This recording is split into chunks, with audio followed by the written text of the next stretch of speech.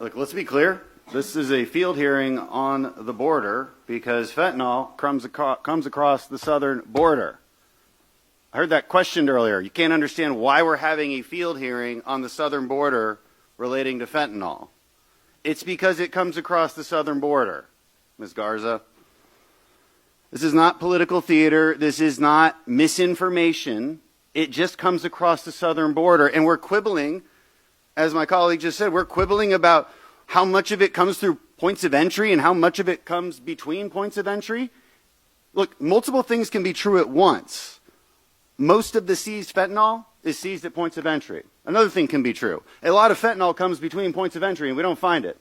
Another thing can be true. It is indeed related to the immigration crisis because both crises have a common factor, and that is the Mexican drug cartels. That is a common enemy. We are not enemies here. This should not be a partisan issue. We have a common enemy in the Mexican drug cartels. If you don't believe that there's a connection, I think me and Mr. Judd, in under a minute of conversation, can help find that connection. Mr. Judd, it's true that most fentanyl comes through points of entry, that is seized. Points of entry are run by customs agents, correct? That is correct. Okay.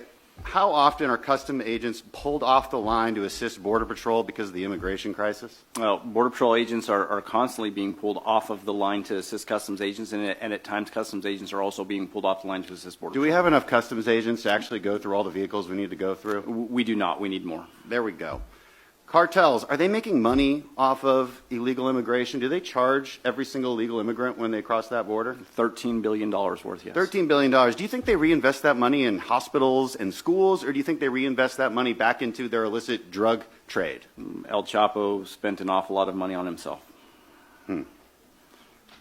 Is it also true that what the cartels do is tie up Border Patrol agents with hundreds of migrants who are indeed, I'm sure, nice people, but they tie them up, process them for hours, Border Patrol agents become babysitters and bus drivers, and then the cartels use that opportunity to then traffic what they want to traffic in places the Border Patrol cannot watch? That is 100% correct. It is connected. It is indeed connected. The immigration crisis and the fentanyl crisis are separate, yes, but they are connected. This is not a partisan comment to make. And it is true what my colleague just said, the longest serving pharmacist in Congress.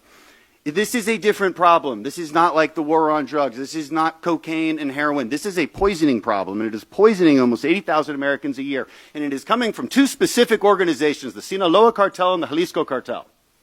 It should be a common enemy for Democrats and Republicans. By the way, the man who represents this district that we're in right now, Vicente Gonzalez, he agrees with me.